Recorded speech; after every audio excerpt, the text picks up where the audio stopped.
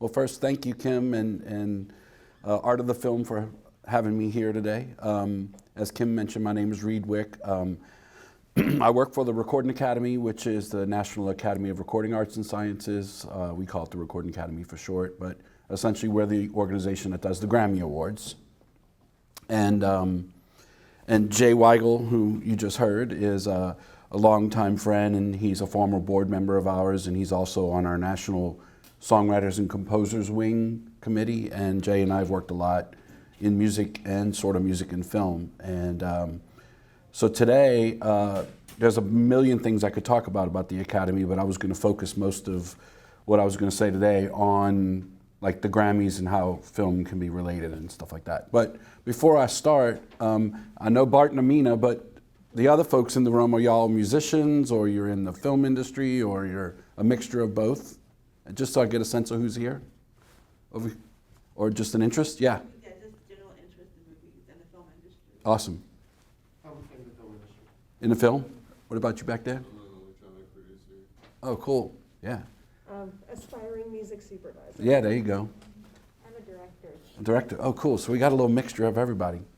So first and foremost, the Recording Academy, we call it an academy, but it's akin to the Motion Picture Academy and the Television Academy. We're the Music Academy, if you will, for recorded music. We're a nonprofit membership organization like the other academies. I think we're a little more inclusive than the other academies with regard to everyday people in the music industry, as opposed to just the big stars like the Motion Picture Academy and stuff seems to be like you have to have won an Oscar or something to be able to get in. For us, we really want to be inclusive, right? And it also, we represent all aspects of music. So our membership includes people who are every gamut, every aspect of the music industry, whether you're a songwriter, composer, performer, recording engineer, or if you're on the sort of administrative side of the industry, if you're music supervisors actually, or members, but also managers, attorneys, music educators. I mean, if you're in the music industry, if music is your primary profession, then there's a spot for you in the Recording Academy. And the question I get asked all the time is, what do y'all do the rest of the year when the Grammys aren't going on? And actually, it's quite a lot. So actually, a lot of the things I pride myself on are the things that don't make the headlines like the Grammy Awards do. So I like to say that the Grammy Awards are way more than the TV show that you see on TV, because the TV show, while it celebrates music's biggest night, as we call it, it really is a celebration of music. It's a CBS property that we co-present with them as a licensing deal. And so it really is focused on getting as many eyeballs on the TV set as possible. So often that's why we kind of refer to it internally as awards light and performance heavy, where there's way more performances, and that's the big aspect of the show, the TV show. And we only give out about 10 or 12, maybe 14, depending on the timing, of the 84 categories there are in the Grammys, right? The rest of the Grammys are given out earlier that day in a ceremony that we call the premiere ceremony, which is broadcast online, but it's not broadcast on television. Not yet, at least. That's one of our goals in the long run, is to find a proper medium to put that through. But that being said, that's our one big grand event of the year. For me, what I work on year in, day in and day out, is a lot of the other things that really serves the music community. We have the country divided into 12 chapters, and our chapter, which is based in Memphis, but covers from New Orleans up the Mississippi River to Memphis up to St. Louis, that 5-state region is our chapter. And for a lot of reasons, I mean, one, internally we call it the coolest chapter because we are. We have such amazing music scenes, whether it's New Orleans or Lafayette or Memphis or St. Louis or Little Rock or Shreveport or Jackson, Mississippi. I mean, so much music history comes from our part of the country. Essentially all of American music comes from our part of the country. And so there's a lot of historical things to celebrate, but at the same time, we have really amazing artists that are coming from here all the time. And one of the things I pride myself on is how can we support that next generation of artists that can make it in the industry, and not have to do what Jay kind of referenced in that earlier thing, is that it used to be that you kind of had to go to LA or Nashville or New York to make it. Today, that's not really the case. I mean, as he said, the beauty and the curse of the internet is that, you know, you can do so much business online now that you don't necessarily have to be in those places. But there's still a lot to be said about the networking aspects. So for me, that's one of the things that's really cool about being a member of the Grammy organization, the Recording Academy, is that we really are the biggest network for professionals in the music industry. And I can honestly say I've been with them. I've been a voting member for going on 26 years, and I've been an employee for 16 years, or almost going on 17 years. And I can honestly say I've seen amazing collaborations happen within New Orleans, within the 5 states that I cover, within, you know, people across the country that get to meet, and they meet and connect in a way that like you're part of the family kind of thing. So for me, being a member of the Academy is really like growing a big family of your professionals, you know. Just before I get into sort of the awards aspect of things, some of the things that I'm really proud of is we're really big in being in the public policy and advocacy space, both at the federal level, and we've been mainly active at the federal level for probably 16, 17, going on 20 years. Actually, I think we just made 20 years that we opened an office in Washington, D.C., and we really focused on public policy. The biggest win that we've probably had was the Music Modernization Act that was passed 3 years ago.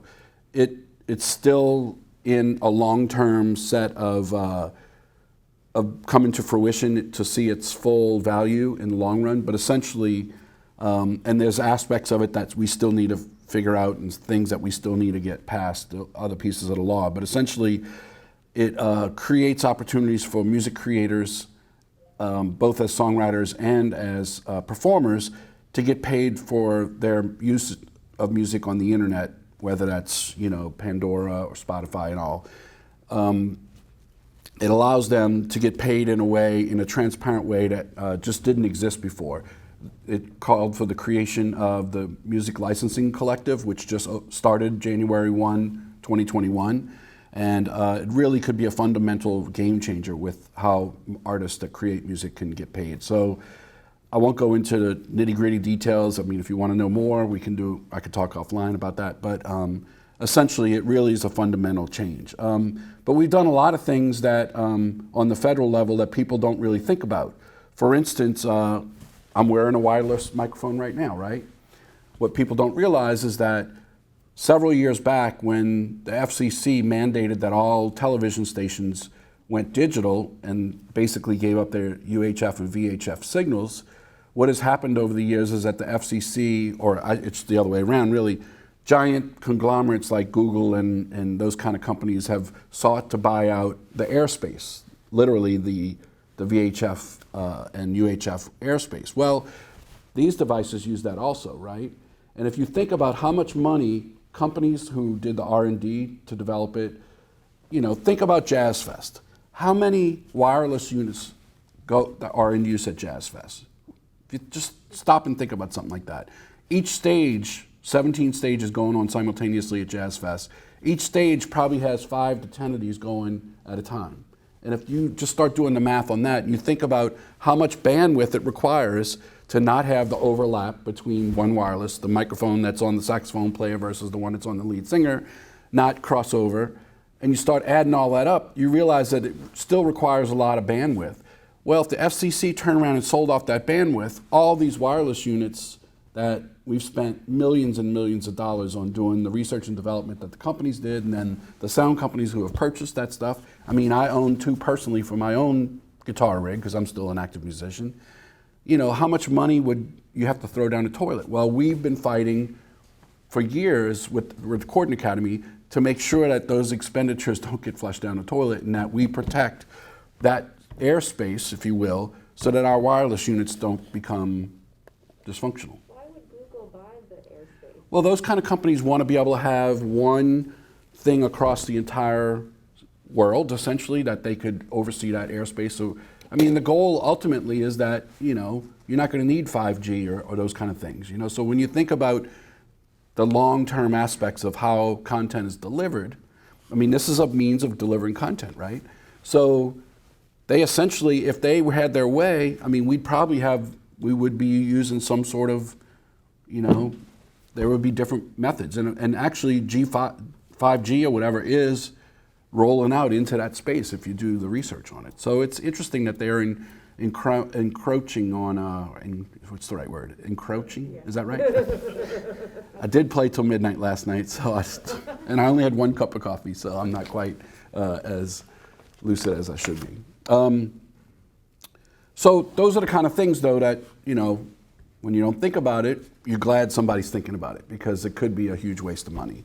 So those kinds of things are, to me, they mean a lot because we're thinking about things that a lot of people aren't. We're trying to protect our industry as best we can.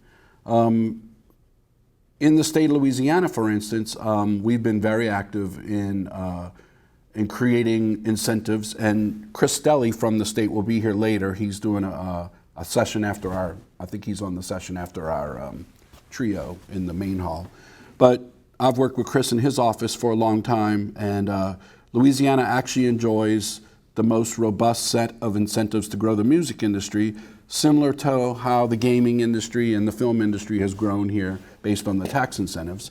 And so if you want to make a record in Louisiana, we have the best incentives to incentivize recording your record here, where you can get essentially a tax incentive for all the expenditures related to making that record. Studio time, paying the musicians, hiring the copyist if you need to do that, hiring the conductor, whatever it might be. Also, if you're launching major tours now, we're talking expenditures of $100 grand or more for a tour, but Taylor Swift came to Louisiana, rented out the Century Tel Center in Shreveport, spent a week rehearsing her show, doing all the technical stuff, getting all her tour buses together, and then launched her tour from Louisiana. She was able to get a rebate back on the expenditures that she did in Louisiana. And that's applicable for both music tours and Broadway type tours. So like the Jimmy Buffett Broadway show, that Margaritaville, they actually did that at the Sanger Theater in New Orleans, where they teched the rehearsals and did all the rehearsals and then launched it from there. And the Blue Man Group has done it, Circus du Soleil's done it, Jason Mraz has done it. There's been a number of, but that's a large expenditure kind of thing. But the one thing that's kind of always irked me about the incentives, and it's similar to in the film industry, and the film industry addressed the same issue in 2017 that we addressed, was most of these are just like one-time investments. So Dave Matthews comes to New Orleans, spends 6 weeks at Piety Street Recording Studio, spent $250,000 making his record, got his incentives, but essentially, and he spent his money here. He paid for hotel rooms. He flew in Chris Lord-Alge, the top recording engineer on the planet, pretty much. He was seen in restaurants. He was seen at the basketball games on the sideline. He used a lot of New Orleans musicians, so there was a lot of economic impact from that, right? But that lasted for 6 weeks. It wasn't a permanent thing. And so as Jay Weigel and Jim McCormick and a number of other of our little gang that thinks about these kind of things, we started thinking, how can we incentivize other areas of growth in the music industry? And what we hit upon was a payroll tax incentive that's considered in the economic development circles a quality jobs program. And it's similar to what the film industry did in 2017, where you incentivize full-time jobs in the industry. And so it could be either startups. So for instance, Mid-Citizen Management, which manages Tank and the Bangers and Big Frida and a number of these local acts, if they hire 3 or more employees at a minimum of $35 grand a year for each of those salaries, they can get a state income tax rebate back based on the amount of money that they pay those new employees. And so that can be for a startup. It could be for a company that relocates here. There's a management company that relocated here from Brooklyn about 2 years ago. Amy Spishak brought her Fort William Management Company here, and she manages Fleet Foxes, which just got nominated for a Grammy this year. She manages The War on Drugs, which won a Grammy a couple of years ago. She manages about a dozen bands. Well, she moved her company here. So she was able to, as a relocation, to get the incentives, right? And then it could be an expansion. So say, a major booking agency is looking to create an office, they may have an office in Nashville and LA and they want to put one in the South. Well, rather than compete with Houston or Austin or Atlanta, we can go to them and say, look, if you put that in New Orleans or Lafayette or Shreveport or wherever, we can incentivize your decision by offering these incentives to you. And it could be that, maybe if you were thinking about only hiring 2 people with these incentives, it might be able to actually hire a 3rd person, And so that law passed in 2017. It needed some fixing, and we fixed it in 2021, and the governor signed it into law back in June. And it's now fully activated, and we're working with New Orleans and what is called Greater New Orleans Inc., which covers the 10 parishes around Greater New Orleans. We have a program called KNOM, the New Orleans Music Economy Initiative, that we're actively going out and pursuing these kinds of companies and trying to help them. And we're working in conjunction with Louisiana Economic Development, and Chris will probably talk about that a little bit when he gets here.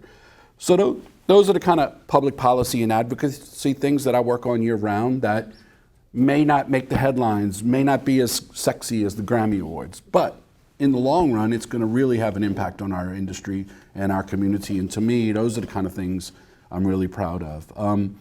Another thing that's very important to our part of the country is our Music Cares Foundation. Music Cares is a health and human services foundation that was started in 1989, and we help music people in their time of need. So say you're a guitar player and you break your hand and you can't play gigs for 3 months, you can apply for financial assistance from us, and we'll help pay your house note or your car note or whatever until you can get back to making money on your own. Or unfortunately, a lot of people in our industry deal with addiction issues. We've put a lot of people in rehab. We pay for that. We'll pay for the actual rehabilitation costs. We also operate a aftercare group in New Orleans I think it's on Thursday nights at a place in New Orleans that people in recovery in the music industry, they have a special group that meets because we have certain challenges as musicians. I mean, we work in situations where people are drinking and drugging, and how do you stay clean and stay healthy? So those are a lot of areas we work in. All of that, going back to '89, that's all been confidential work, right? Like certain musicians might not want people to know that they need financial assistance or they're having a drug problem or an alcoholism problem, right? But when Hurricane Katrina hit, it was the first time that an entire music scene got wiped out, right? And that was sort of the public outcoming of Music Cares, where we were able to raise and distribute over $4 million to help thousands, and I'm talking, nearly 4,000 musicians from the New Orleans area mainly, some along the Mississippi Gulf Coast, certainly some from here in Slidell and St. Tammany, as well as in Lafayette, because if you recall, Hurricane Rita hit, a month or 2 after, 6 weeks after Katrina, and a lot of people in Lafayette and Lake Charles got hit pretty hard too. So, for me, I actually got asked to administer the Hurricane Relief Fund, and we developed a rapid response system at Music Cares, and I actually had the pleasure of giving out that $4 million myself. And I can honestly say that it made a difference in a lot of people's lives. And fast forward to a couple of years later, there was Superstorm Sandy in New York. There was the floods in Nashville. There was the floods in Colorado. There was the fires in California. And then COVID hits, right? And now we saw our entire industry go down. And amazingly enough, starting in 2020, Music Cares raised and distributed over $29 million and have helped thousands and thousands of people in our industry. Not only that, through our advocacy efforts, we made sure that the music was included in the CARES Act, and it was the first time ever that musicians qualified for unemployment. And also, we were very active in Save Our Stages, which turned into, what do they call it now? The Shuttered Venue Operating Grant Fund. Can never keep all these acronyms together. SVOG. So, those are the kind of things that our organization does that goes way beyond the impact of the Grammy Awards. But to me, I'd like to educate people that this is what we do, and it's way more than just the TV show or the awards that we give out. Any questions so far? Does the payroll tax sunset? It does sunset at this point. I think it's set for 2025. Of course, that'll be something that we go back and say we need 5 more years, just like a lot of the other industries have done. But we need to really get some, as I alluded to, there was a glitch in what we passed in 2017, which essentially meant that most small companies didn't accrue enough payroll tax liability to actually cash in on the credits that they earn. So we had to change that and have it mirror the film industry side a little bit better. And now that it does, we're hoping that more companies will be able to take advantage of it. So we're hoping that by the time, let's see, so we're in 2021, 2023. We're in 2022. We're in 2022 now. Shit. So I'm already thinking, 3 years, 4 years ahead, because you can only do these bills in Louisiana every other session. Louisiana, you can only do fiscal bills in odd number years. So 2023, we'll probably start the conversation with the legislature about pushing the sunset back to 27, 29, 30, get rid of it. Is there any kind of infrastructure, capital? Not anymore. They used to be on the studio bill years ago, and a lot of studios got built or built up, but that sunsetted a long time ago. That's actually sunsetted in 2013, I think, for the studio stuff, yeah. Yeah, it was 2015 when they were going to kill it all together, and that's when I was like, I can't let that happen. We've been fighting since 2005. I wasn't going to let it get killed, so luckily we turned it on its head and said that we weren't spending half of the money that was set aside on a given year, so I was like, well, give me the other half of the money and let's do something different with it, and that's what we did. But Chris will tell you, when he gets here, we are already talking about how do we even improve on the studio thing because not enough people are using it. So we're thinking already about other ways to use the money that the state has sitting there, because let's put it to use. If it's being used, that means people are getting work. Just the general incentive? Yeah. Not enough. Well, also, we're in 2 years of people not really making records like they used to. I mean, it's really impacted us in a lot of ways. So that leads me to the other thing that we're pushing for, the bill that's got, what's the infrastructure bill called nowadays? Build Back Better. Build Back Better actually has an incentive for studios at the federal level, for recording studios, but we don't know if it'll ever get passed. But it's in the package. It got passed by the House. I don't know if it'll ever make it through the Senate. But we do have an incentive for recording studios and music production. I should know the name of it. I've seen it a bunch of times. I've made phone calls about it, and I can't think of what it's called at the moment. Oh well. So, Kim, how much time we got left? You have till 12:15, I think. Well, it's past that now. Oh, 12:30. 12:30. All right. So let me talk about. Like I said, I could talk about all these things all day long. With regard to the Grammy Awards, and this is something that I've presented at a number of different film festivals because people want to know, well, how do we get involved with the Grammys? So there are several categories in the Grammys for music, for visual media is how we call it, right? Because, today, I mean, you all know, you can't separate music and the visual media anymore, right? I mean, they're integrated, they're linked. That's the best word. You can't separate them, right? And most, like Jay talked about, that one scene worked better without music, but most scenes need the music, right? They need it in some kind of way. It defines a character, it defines a mood, it sets up the suspense. I mean, what would Jaws be without those two notes, right? It's just a freaking plastic shark, but when you hear da-dum, da-dum, it made me afraid to take a shower. I said Jaws was gonna come out the drain. And really, Jaws was the first time I really started thinking about how important music was to film. And I was just a little kid. But I mean, it's been a passion of mine all these years. And so, going back many years, the Grammys have recognized the importance of music in film. And we have several categories that are related to that. And I will say that we have many film composers, Jay being one,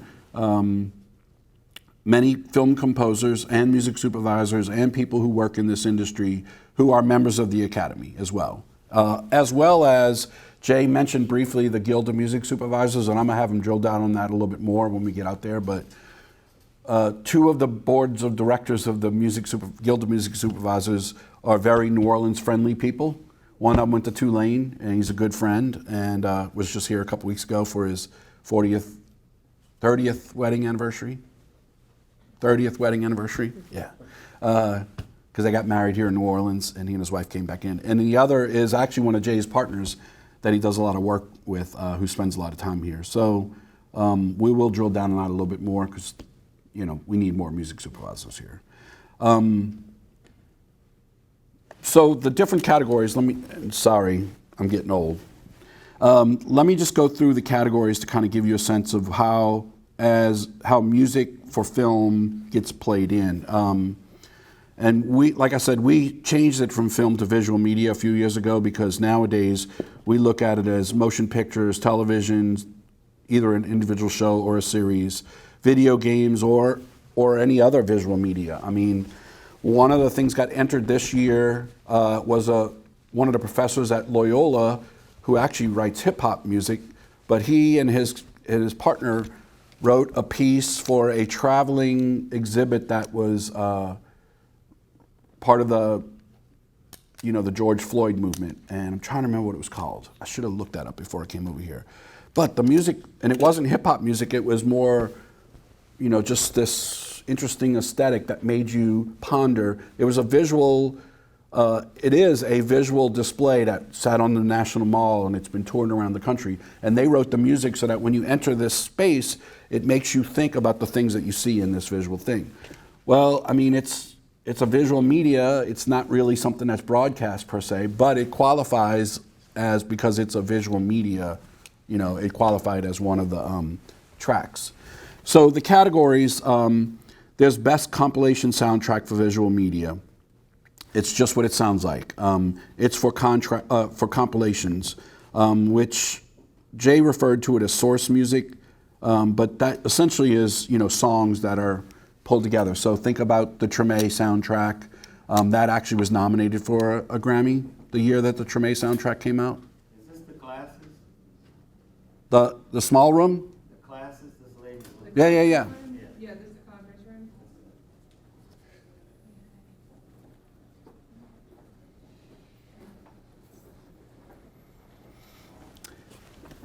And so as Jay referenced, typically the compilations are individual songs, and typically they aren't all written by the same person. Usually it's a combination of things. So, using the Treme soundtrack as an example, obviously John Boutte, I should have invited him to come. He lives right over here in Lacombe.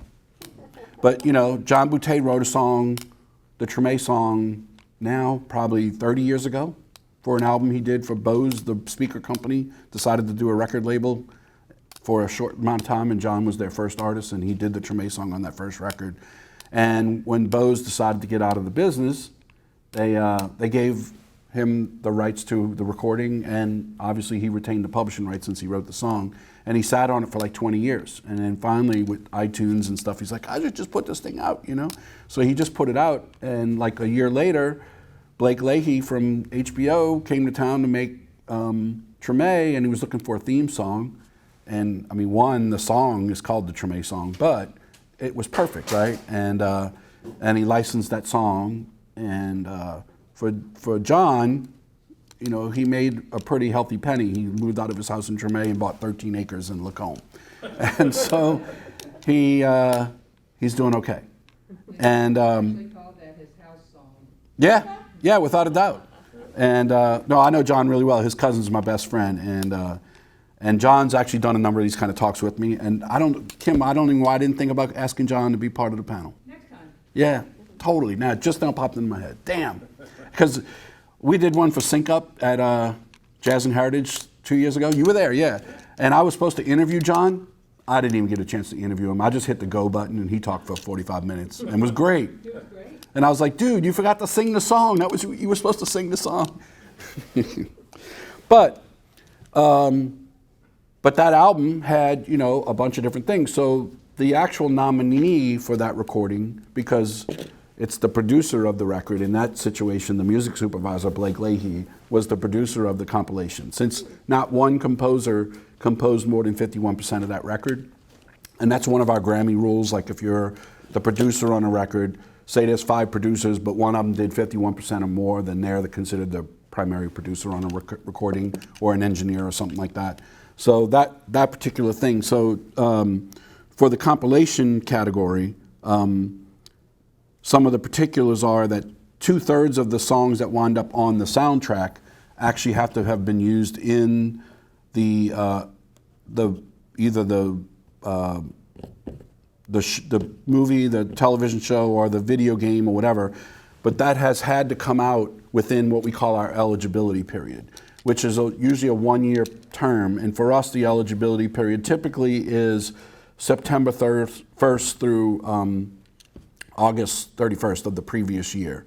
And the reason that we don't follow a calendar year is that to do the entire Grammy Awards process takes like 5 months. So we back it up a little bit. So essentially, the eligibility period doesn't really match what most people think. So that would mean that the movie would have had been released within the eligibility period for the music on that soundtrack to have been, because typically the soundtrack will come out around the same time that the movie's released. So for instance, one of the projects I'm working on right now, well, it's already done. In fact, he just released the first single yesterday, but there's a new movie that will be coming out in April called Take Me to the River, New Orleans, and Martin Shore out of San Francisco produced the first one that he did from Memphis, Take Me to the River, Memphis, and it was a huge success. It won the South by South Film Award. The soundtrack was great. He did a big tour. Well, he came to New Orleans and did a New Orleans version, and the soundtrack and the film will be released in April, but he's doing what a lot of labels do, is they start teasing you along the way. So they released the first single yesterday, and if you go find me on Facebook or whatever, I'll link to it, or you can just do a search on Take Me to the River, New Orleans. It's pretty cool. It's a pretty cool song, and the whole movie's amazing. And so for instance, not all the songs that are in the movie are going to be on the soundtrack and vice versa. So 21%, because he had to leave a lot of footage on the cutting room floor. As a director, there's just no way often you can include it all. And there were a few really good scenes that I saw in the rough cuts that didn't make it to the final. But that doesn't mean that the music can't be used in the soundtrack. So that's why there's that provision that 2/3 of the music have to be within, of the stuff that's on the soundtrack or in the compilation recording have to actually be in the film. The next category is the best score soundtrack for visual media. Now, while that first one was for albums that contain the compilation of the songs, this one is more geared towards the actual scoring. So as Jay referred to in his talk a little while ago, he's mainly involved on the scoring side of things, where he's actually doing the beds that the scenes are in and things like that. Now, sometimes the soundtrack album may include a few songs, but for this one, it's primarily, if the score is the primary amount of the recording, and let me see, there's probably a percentage in here too. Yeah, same thing, the 2/3 of it have to be the score. Now that score can also include, if they're not songs with vocals, but can have vocal coloring is what we call it. So it could be textures of oohs and ahs that are in like orchestral type things or choral groups. That can be included. But what's not included in there is films that are like documentaries of a performance, like if you were doing, Paul McCartney live at the Civic Center, that wouldn't be included in this particular, in these particular things. That's another category for that. And then for individual singles or tracks, there is best song for visual media.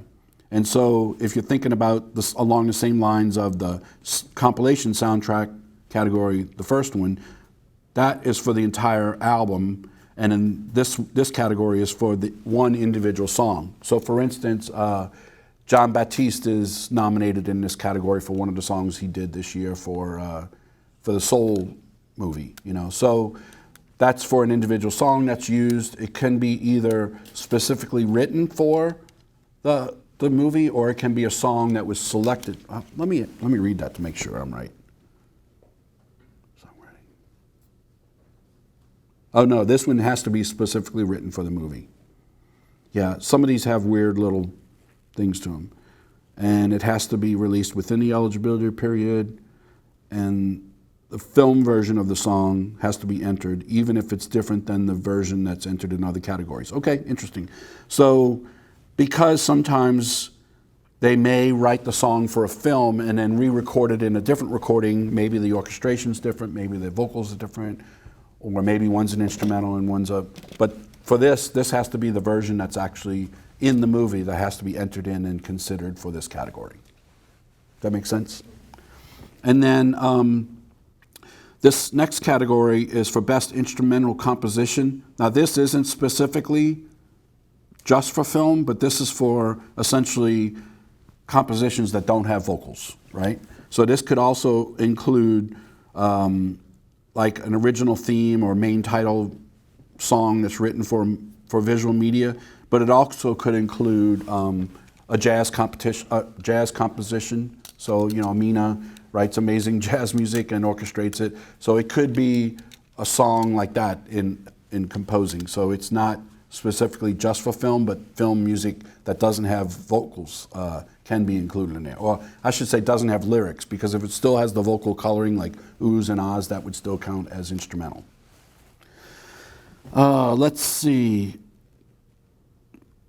I think that's that on those. And then we have two categories that are, one is Best Music Video and one is Best Music Film. So Best Music Video is typically what you would call your old school MTV video, right? And while this category, those earlier categories aren't judging the visual, they're only judging the audio aspects of things, the actual composition and music recording side of things. The Best Music Video and the Best Music Film encompass the whole package. So this does, you are being judged in these two categories on the entire gestalt, you know, the video, the visual aspect, as well as the recording. And so let me make sure I get these right. So obviously they must be released within the eligibility period. They can be, okay, you provide streaming links to the Academy that can be either via YouTube or Vimeo. Fan videos. So fan videos or re-edits are not eligible. Let me see what else. No multi-track videos nor visual albums. Okay, individual videos. So in these categories, the performers, the songwriters, I believe, no, I think it's just it doesn't say it in here. I believe it's just the performers, and then also the producers of the film and the video directors will all be considered nominees and or winners. And in this case, I think John Bautista is also nominated of his 11 nominations this year. So that's for an individual video. Now, Best Music Film, this category, I want to look at this specifically because this definition has changed in the last few years. It used to be much broader, but now this category recognizes excellence in concert or performance films or music documentaries released for sale to the public during the eligibility period. The category includes music-related documentaries with a minimum of 51% of it has to be performance-based material. And individual music videos that together create a visual album packaged together as one cohesive film. Yeah, so they have to be, if it's a collection of music videos, it has to be presented, packaged as a cohesive film. But dramatic feature films and biopics are not eligible anymore, whereas they used to be, at least biopics used to be. That change happened recently. One of the things I will say is that with the Recording Academy, all aspects of what we do are governed by our members, meaning that all 12 chapters has a chapter board, and then we elect from the chapter boards national trustees who govern all aspects of what we do. They govern the finances, they govern the govern the, the governance, as we call it, the programming and governance across the country.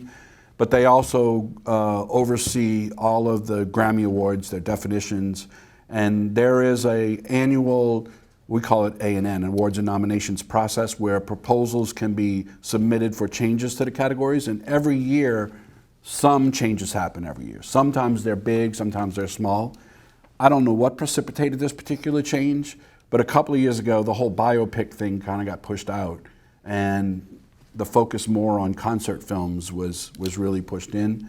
And so this category has changed some, and I know, in fact, I'm pointing at Jay, because one of our music supervisor friends literally had just done the guy who went to Tulane, he had just done a biopic on Janis Joplin, and he's like, I finally released the film and now it's no longer eligible. It's like, well, dude, you waited a year too long. Question? Yeah, I produced a Gino Vanelli concert. Oh, I was listening to Gino on the way here, man. I'm a huge fan. Live in LA. Oh, yeah. From 2013, I produced that. What could I have done at that point to try to get a nomination? Do you have to, Is it already released? yeah. It's Yeah, already- yeah. But back then, or upcoming projects, what's the procedure for getting it acknowledged to become a nominee? Sure. Well, just first, if it was that concert thing, it would be eligible, according to what I just read. Still? Yeah. No. Oh. A future The one. year- the Yeah, year. it has to be released in the eligibility year. So we're already in the eligibility period for, well, you may have heard in the news, the Grammys that was supposed to happen at the end of the month has now been postponed. So I don't know when yet. We're supposed to find out in a week or two. But stuff released today is for the following year's Grammys already. We're already in that eligibility period. So the way it works is any member of the Academy, one of their membership privileges is to be able to submit recordings, whether it's visual or audio, for consideration. And if a media company, which could be a record label or a film company, if they register with us as a media company, they can submit recordings. Or A publishing company or just? could be, yeah, anybody who's Sure. a media company. And there's definitions for that on our website. I mean, I could look it up if you want, but the entry period is the most important part. The entry dates, there's usually 2-3 week windows in the summertime. There's usually one in July and one in August. That's when the actual Grammy process starts. So it starts with the entering recordings. And so the reason they split it up is that we got like 23,000 entries last year, and we have an awards department of 8 people that oversee all the categories. So it really takes them time. So what they do is they try to get people who release stuff early in the eligibility year to enter stuff in the first round. Batch. And then they do as much processing as they can, because they have to go through and literally verify that every single thing that's been entered meets the eligibility requirements and stuff like that. And yeah, so that's a whole nother talk. But so that's how it happens. So you could either join as a member yourself, or you can find somebody who is a member to enter it for you, or you can register as a media company. And that registration happens it literally opens right like a week or so before the actual entry period starts. So what happens is the entry period happens, they get all the recordings entered in. Then they have what we call the screening process, where they make sure that the recordings are in the categories that like I'm reading you some category definitions. For every one of the categories, there's a definition like this. And so, there's 86 categories this year. I said 84. We must have added 2 that I didn't even know about. Just last night. Look, it changes all the time. And so the next step is that they make sure that they're in the proper categories. And then there's 2 rounds of voting where our voting members vote. In the first round, they determine the nominees through that process. And then there's a second round of voting where they determine the winners. And the winners are announced the day they open the envelope. So, does that answer the question? Okay. Let me see if there's anything else related to this music film thing. And I know we're right on, we're 8 minutes over. I'll wrap up. Because this one has changed, I wanted to make sure there was anything else.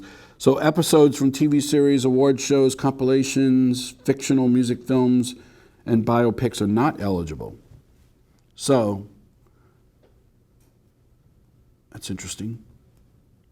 So I guess a TV series isn't eligible for film. It actually has to be a film. Oh, and then here's the other thing. This might pertain to what you're asking. Concert films in which the concert was recorded more than 5 years ago or older footage may be clips, blah, blah, blah, blah. Wait. Maybe used in, it could be used in music documentaries, compilations of music videos by artists, and promotional clips that were eligible in a previous eligibility. This doesn't make sense. Is it reuse? Does not make the release eligible. All right, let me read this one more time because it's not making sense to me. Episodes. Nor are re-edited or repackaged. Oh, I see. So things that are re-edited and repackaged from previous works are not eligible. So essentially it has to be a first-time use of that video. So those are the categories where music and film intersect for the Grammys. I know we're over time, but any other questions? So I know we got to start the next one. What about NFTs with music? Is that going to be incorporated at any point in time, or if it's animated, does that count as animation? Well, animation can be included in this, it looks like, if it's music. Well, let me read that again because I don't see that, because it does talk about. Well, I guess not for music film. Music videos, it does say, no, I guess for those two categories, it has to be old school except for now, because it's saying it doesn't list anything but actual music videos is all it says. It doesn't say, so I guess if the video has animation in it, it would be included. Because today, music videos have animation in it to some degree. And obviously the soul music, so it's got to be included if it's, animation from the film maybe. But, that's a great question. And not to plug another conference, but I'm actually working with New Orleans Entrepreneurship Week, and we're working on putting together a panel on NFTs in the music industry. And I have two good friends who just left long-term lucrative jobs to go take new jobs for like crypto.com. So one of them, I'm hoping to get Joe Conyers here. Joe is the global head of NFTs for music for crypto.com, and I'm hoping to get him here in March. So keep an eye out for that. And then also April 27th, we're hosting the second New Orleans Music Tech Conference, or NOLA Music Tech Conference, and NFTs are going to be a huge part of that as well. So the Grammys just made a deal with one of NFTs, and I don't know anything about it, honestly. That's like on my homework list to do, is to learn more about it. So I'm still new to it, and it's not in any of this stuff yet, but I can't see how it won't be going forward because it's the future of where things are going. So, good question, though. I'm still trying to figure it out myself. Thank you so much. Yeah, any other questions?